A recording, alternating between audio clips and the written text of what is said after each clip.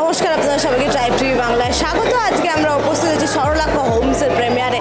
আর এই প্রিমিয়ারটা কতটা রহস্যময় ছিল দেখে নিন পুরো ভিডিও জুড়ে।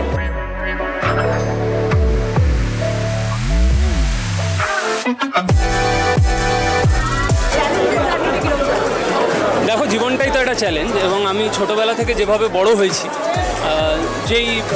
যেরকম পরিস্থিতির মধ্যে দিয়ে গেছি, তো জীবনটাই আমার কাছে একটা চ্যালেঞ্জ।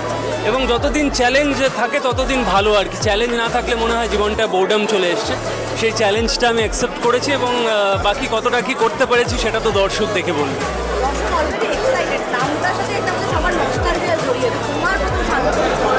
আমার ক্লাস 6-এ আমি সেটা নিয়ে একটা সোশ্যাল মিডিয়ায় পোস্টও করেছি। বইমেলা থেকে একটা বাংলা অনুবাদ শার্লক হোমসের আমার বাবা কিনে দিয়েছিলেন। সেখানে থেকে শার্লক হোমসের সাথে আমার প্রথম পরিচয়।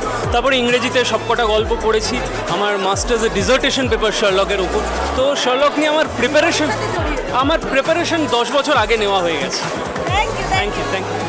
সায়ন্তনের ছবি সবসময় মানে ডেফিনেটলি অন্যরকমই হয়। আর বিশেষ করে যে সাবজেক্টে ওরা চুজ করেছে, মানে শার্লক হোমসকে অ্যাডাপ্ট করে, এবং হাউন্ড অফ বাস্কেটবলস আমার খুব পছন্দের গল্প। তো সেটাকে নিয়ে বাংলা একটা কাজ হচ্ছে, সেটা তো ভাবতেই কেন অন্যরকম লাগে। সেটা আবার সায়ন্তনই করছে, আবার ঋষভই করছে। আর ঋষভকেও আমি অনেকদিন ধরে চিনি। তো ডেফিনেটলি আমি তো এক্সাইটেড, এবং এখন আমি দেখিনি, সেটা দেখি। আমিও খুব এক্সাইটেড, কারণ ছবিটা বেশ অনেকদিন পর রিলিজ হচ্ছে।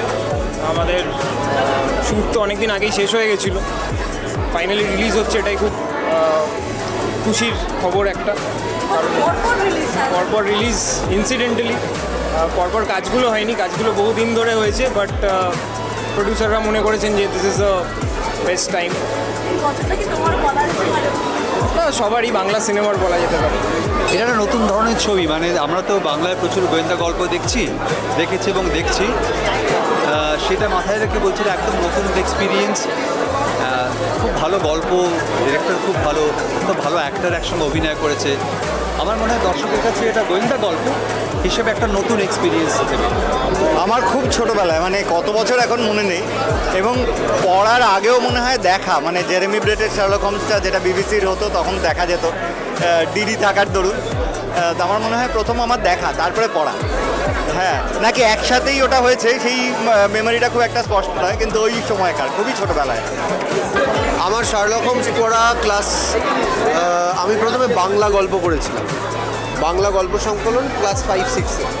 তারপরে 10-এর পর, মাধ্যমিকের পর ইংরেজিগুলো পড়েছি। হ্যাঁ, শুটিং করতে গেলাম, দারুণ মজা হয়েছে। ইংল্যান্ডে শ্যুট করেছি সবাই মিলে, প্রচণ্ড ঠান্ডার চ্যালেঞ্জ ছিল, যেহেতু টিমটা খুব মজার টিম ছিল, মজা হয়েছে। অলরেডি বানিয়েছি তো শেখর হোম, কে মেননকে নিয়ে, জিও সিনেমায়।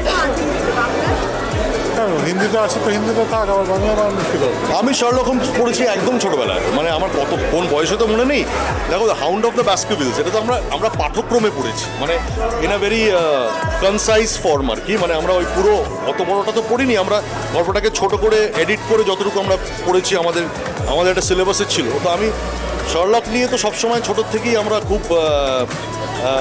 খুব মানে উত্তেজিত থাকতাম আর কি। শার্লক হোমস, ডক্টর ওয়াটসন, যেরকম এখানে ফেলুদা, তারপরে ফেলুদা তোপসে শার্লক ওয়াটসন, এরকমই তো সবসময় আমরা এটা ভেবেছি আর কি। সবসময় এটাই আমাদের মাথার মধ্যে চলেছে।